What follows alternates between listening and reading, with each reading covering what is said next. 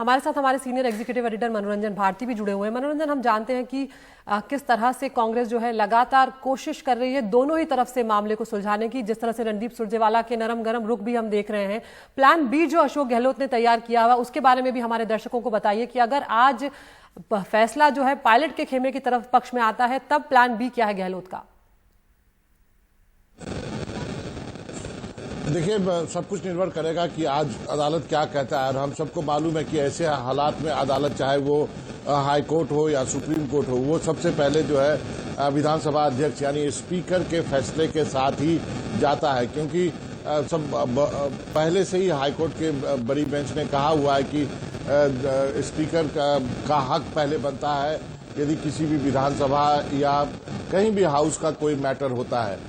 तो अब स्पीकर ने इनको डिस्क्वालीफाई किया है, मामला अदालत में है, अदालत क्या कहती है उसके बाद ही बाकी चीजें कही जाएंगी। हमारी जानकारी के अनुसार अशोक गहलोत जो है अब हाउस में कॉन्फिडेंस वोट की तैयारी कर रहे हैं, यानी वो विश्वास मत लेने के लिए तैयारी कर रहे हैं और इसीलिए संख्या बल की बात कही जा रही है। अभी तक अशोक गहलोत कैंप जो है 109 का आंकड़ा जो है क्लेम कर रहा है। उनके कैंप की माने तो कई ऐसे विधायक हैं जो मानेसर में हैं, वो भी उन लोगों उनके संपर्क में हैं और यदि वो वहां से छूट जाते हैं तो सरकार को मदद करेंगे। तो ऐसे में गहलोत कैंप जो है वो चाहता है कि विश्वास मत की तैयारी की जाए और उसकी कोशिश की जा रही है और उसी के लिए उनके पास संख्या है जो कि उन्होंने जयपुर के एक रिजोर्ट में जितने विधायक रख रखे हैं। यदि हाईकोर्ट के फैसले में यदि ये 19 विधायक डिस्क्वालीफाई हो जाते हैं तो निश्चित रूप से जो बहुमत का आंकड़ा है वो 90 के आसपास रहेगा और इनको लगता है कि उतने विधायक तो इनके पास है ही। तो इन दो चीजों पर मेनली काम किया जा रहा है। तो बाबा, और अगर हम ये देखें, ये जो पूरा प्रकरण है, अगर इसको समझने की कोशिश करें तो कांग्रेस आखिर कैसे, जैसे कि अभी मैं रणदीप सुरजेवाला के बयान का जिक्र कर रहा था कि आप वापस आइए, परिवार का मुद्दा है, परिवार में बैठकर सुलझाएंगे, लेकिन जब आप ये आरोप लगा देते हैं कि ये विपक्षी पार्टी के साथ मिलकर सरकार गिराने की साजिश रच रहे थे, इस तरीके की बातें थी, तो ऐसे में क्या वापसी मुमकिन हो पाएगी? क्योंकि एक बात तो तय है, चाहे फैसला पक्ष में आ जाए सचिन पायलट के, तो दिक्कतें उनकी और बढ़ने वाली हैं, क्योंकि फिर उन्हें आना पड़ेगा, वोट पक्ष में डालना पड़ेगा, वरना डिस्क्वालीफाई हो जाएंगे। देखिए, अभी तक कांग्रेस के जो आला कमान के तरफ से जितने भी हमें हिंट मिल रहे हैं उनके अनुसार अभी भी सचिन पायलट के लिए कांग्रेस ने अपने दरवाजे बंद नहीं किए हैं। कांग्रेस आला कमान को अभी भी लगता है कि ये अच्छा नहीं होगा कि एक युवा को इस तरह से बाहर का दरवाजा दिखा दिया जाए, जो कि ऑन रिकॉर्ड कह चुका है कि वो बीजेपी के साथ नहीं जाएगा। लेकिन उनकी जो गतिविधियां हैं उसको लेकर पार्टी में जरूर संशय है। जैसे कि सारे विधायक मानेसर में है, जो कि कांग्रेस ने कहा था कि आप खट्टर की मेहमान नवाजी से बाहर निकलिए और जयपुर जाइए। तो एक ये है। दूसरे, चॉइस ऑफ लॉयर्स देखिए, कौन कौन लोग उनके लिए मुकदमे लड़ रहे हैं, वो सभी जो है वो उनकी वो दोनों बड़े लॉयर जो है वो बीजेपी के सरकार में सॉलिसिटर जनरल रहे, एडवोकेट जनरल रहे। तो ये बात भी कही जा रही है कि इतने बड़े बड़े लॉयर्स के पीछे की कहानी क्या है, क्या बीजेपी इनको मदद कर रही है। हालांकि एक अच्छी बात सचिन पायलट ने साफ किया है कि वो बीजेपी नहीं जाएंगे। तो ऐसे में कांग्रेस पार्टी तुरंत जो है कोई कदम नहीं उठाना चाहती है। गहलोत की भी मैंने सुना कि भले ही 18 महीने से हमारी उनसे बात नहीं हुई है, लेकिन वो कांग्रेस में वापस आते हैं तो मैं गले लगाऊंगा। लेकिन उसके लिए क्या है, शर्तें क्या है? उसके लिए शर्तें है कि आपको राजस्थान की राजनीति से फिलहाल दूर रहना होगा।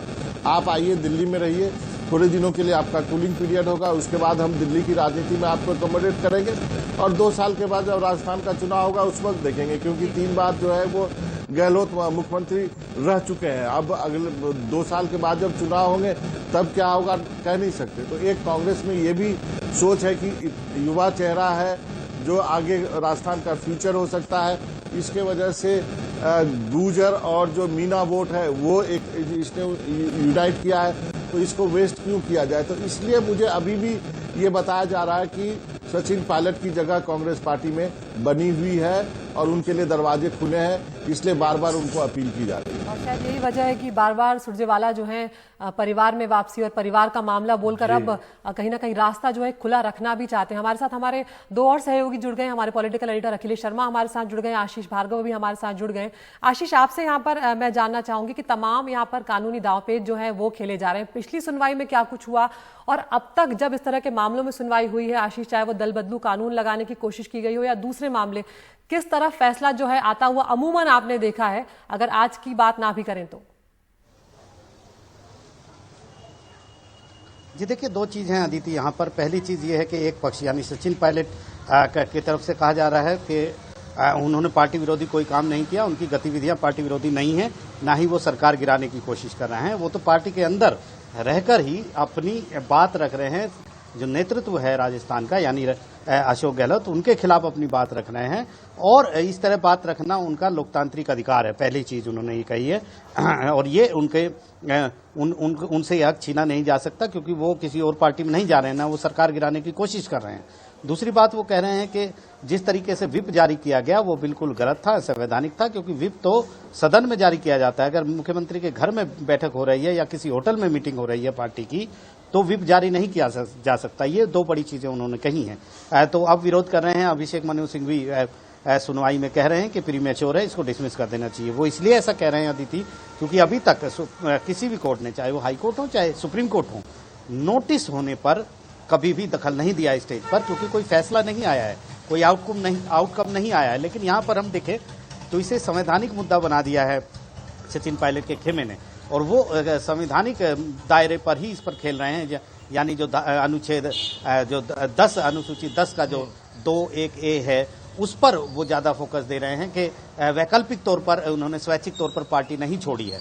लेकिन ये साबित कौन करेगा? ये साबित स्पीकर करेंगे जब वो अपना आदेश जारी करेंगे, जब ये लोग अपना जवाब दाखिल करेंगे। तो काफी मैं कहूंगा कि इस तरीके की जो हियरिंग है इसको हम पिछले नजीर से देख कर ना चले, क्योंकि यहाँ एक बड़ी बात यह है कि एक व्हिप जारी हुई और जिनके खिलाफ व्हिप जारी हुई वो सदन में नहीं हुई, और वो लोग कह रहे हैं कि वो पार्टी के विरोध में नहीं, वो तो बहुत ज्यादा पार्टी में। आज तक पहले जितने भी केस आए वो पार्टी के विरोध में काम कर रहे थे। किसी ने इस्तीफा दे दिया था, किसी ने राज्यपाल को जाकर दूसरे पक्ष की पार्टी की सरकार बनाने के लिए पत्र दे दिया था। लेकिन यहाँ पर ऐसा कुछ नहीं है।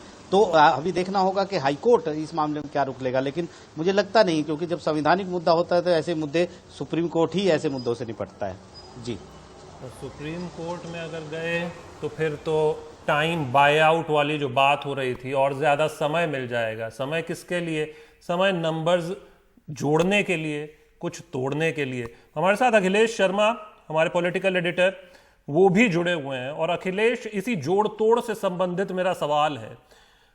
आप देखिए, पॉलिटिक्स में कोई कुछ कहता है लेकिन करता कुछ और है। भाजपा ने जो भी कहा हो, हमारा इससे कोई लेना देना नहीं है, लेकिन जब बात अगर असेंबली में, सत्र में वहां पर पहुंची, कॉन्फिडेंस मोशन पे पहुंची, तो फिर वहां पर अगर मान लीजिए जो एक नंबर्स अभी आ रहे हैं, अगर ये तो सारे क्लेम्स हैं, लेकिन अगर हम नंबर्स देखें तो 102 तो श्योर शॉट नंबर्स हैं कांग्रेस के, और उस हिसाब से अगर हम 18 से 19 विधायक इनके जोड़ते हैं तो करीब करीब 96, यानी कि करीब करीब सिर्फ 6 का अंतर रह जाता है। लेकिन मान लीजिए कि अगर वोटिंग के समय में कुछ हो भी जाता है, अगर सरकार पर संकट आता भी है और ये वोटर्स डाल भी देते हैं, तो भी तो भाजपा की सरकार तो बन नहीं पाएगी, वो तो डिस्क्वालीफाई हो जाएंगे। तो ऐसे में भाजपा के लिए इसमें क्या बच जाता है? देखिए, बीजेपी की अभी तक रणनीति यही है कि जो सरकार है उसको किसी भी तरह से अस्थिर रखा जाए, क्योंकि ये बीजेपी को सूट करता है। पहली बात तो ये दिखाता है कि किस तरह से कांग्रेस के भीतर सब कुछ सामान्य नहीं है। वहां पर कुर्सी की लड़ाई चल रही है। मुख्यमंत्री और उप मुख्यमंत्री के बीच में ही काफी लंबी लड़ाई चली है। 1.5 साल तक उनके आपस में कोई बातचीत तक नहीं हुई है। तो बीजेपी इसी को मुद्दा बना रही है। दूसरा ये कि अगर सरकार गिरती है तो इससे बीजेपी को नुकसान तो कुछ नहीं है, क्योंकि अगर सरकार गिरती है तो जाहिर सी बात है कि बीजेपी को मौका मिलेगा। लेकिन जैसा मैंने कहा कि वो रास्ता बहुत लंबा है, क्योंकि फिर आपको सारे उपचुनाव जीतने पड़ेंगे, इन विधायकों से आपको इस्तीफा दिलवाना पड़ेगा। ये सारा काम जो है बहुत लंबा काम है। मुझे लगता नहीं कि बात अभी तक वहां पहुंची है।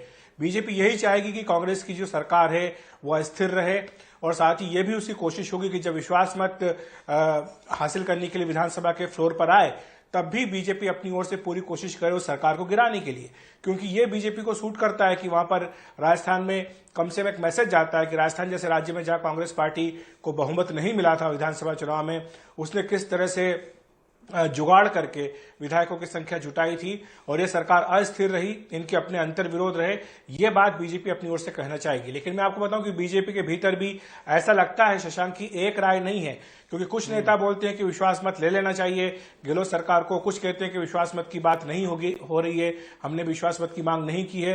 तो ऐसे में बीजेपी की अभी तक कोई एक स्पष्ट राय बनकर के नहीं आई है। होता यह है ऐसे मामलों में कि बीजेपी का केंद्रीय नेतृत्व ये कहता आया है कि इस मामले में जो कुछ भी करना होगा वो राज्य इकाई करेगी। राज्य इकाई में गुलाब चंद कटारिया कुछ बोलते हैं, आप उनके जो अध्यक्ष हैं उनके पास जाएंगे सतीश पुनिया के पास तो वो कुछ अलग बोल रहे हैं, वसुंधरा कुछ और अलग बात बोल रही हैं। तो ऐसे में बात हो क्या रही है, मतलब कहना क्या चाह रही है बीजेपी, ये अभी तक कोई स्पष्ट नहीं हो पा रहा है।